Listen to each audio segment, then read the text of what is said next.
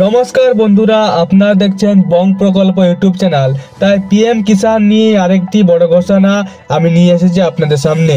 তাই ভিডিওটি সম্পূর্ণ দেখুন এবং ভালো লাগতে গেলে অবশ্যই চ্যানেলটি সাবস্ক্রাইব করে রাখুন। তাই চলুন শুরু করা যাক।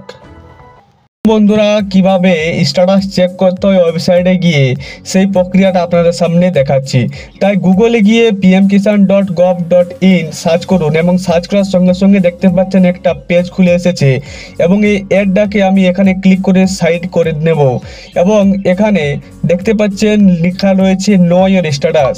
এই নো ইওর স্ট্যাটাসে ক্লিক করতে গেলেই আপনাদের সামনে আরেকটি পেজ খুলে আসবে, যার নিচে লেখা রয়েছে দেখতে পাচ্ছেন enter register number, captcha code. এইসব ডায়াল করতে গেলে আপনাদের ফোনে একটি ওটিপি আসবে। গেট ওটিপি অপশানে ক্লিক করতে গেলে এই ওটিপি দেখার জন্য অবশ্যই রেজিস্টার নাম্বার এখানে ডায়াল করতে হবে। তাই দেখতে পাচ্ছেন আমি রেজিস্টার নাম্বার এবং ক্যাপচা কোড এখানে ডায়াল করছি এবং ডায়াল করার সঙ্গে সঙ্গে দেখতে পাচ্ছেন OTP will be send to your ইকোআইসি রেজিস্টার্ড মোবাইল নাম্বার, অর্থাৎ যে নাম্বারটা এখানে লিঙ্ক রয়েছে সেই নাম্বারে আপনাদের ওই ওটিপিটি যাবে।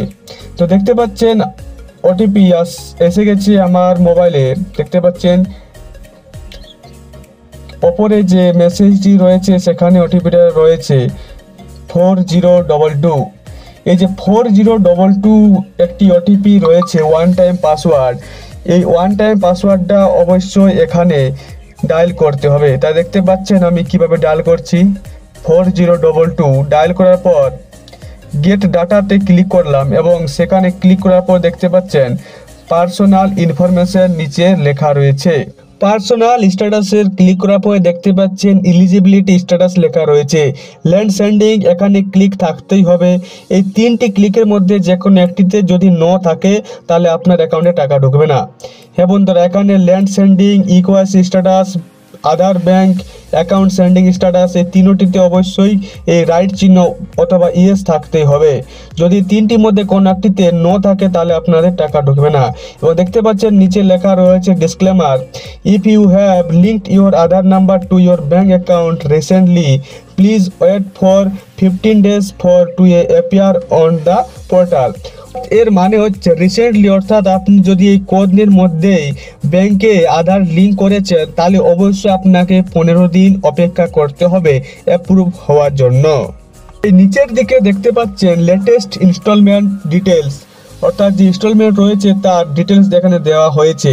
এখানে দেখতে পাচ্ছেন payment status 7th installment payment done, অর্থাৎ এটা হচ্ছে 7 নম্বর ইনস্টলমেন্ট। তাই আমি 8 নম্বর করে নিচ্ছি এবং 8 নম্বর করার সাথে সাথে দেখতে পাচ্ছেন এফটিও প্রসেস নো, অর্থাৎ এফটিও প্রসেস এখনো হয়নি, নো লেখা রয়েছে।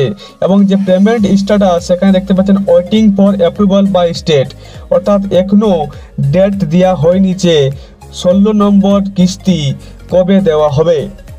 তো বন্ধুরা, এই 16 নম্বর কিস্তির টাকা যখনই দেওয়া হবে তখনই দেখতে পাচ্ছেন এই waiting for approval by state এখানে RFT লেখা এসে যাবে এবং এই যে দেখতে পাচ্ছেন এফটিও প্রসেস নো রয়েছে, এই যে নো এর জায়গায় অবশ্যই ইয়েস এসে যাবে। তাহলে আপনারা বুঝতে পারবেন যে 16 নম্বর কিস্তি টাকা ঢুকে গেছে।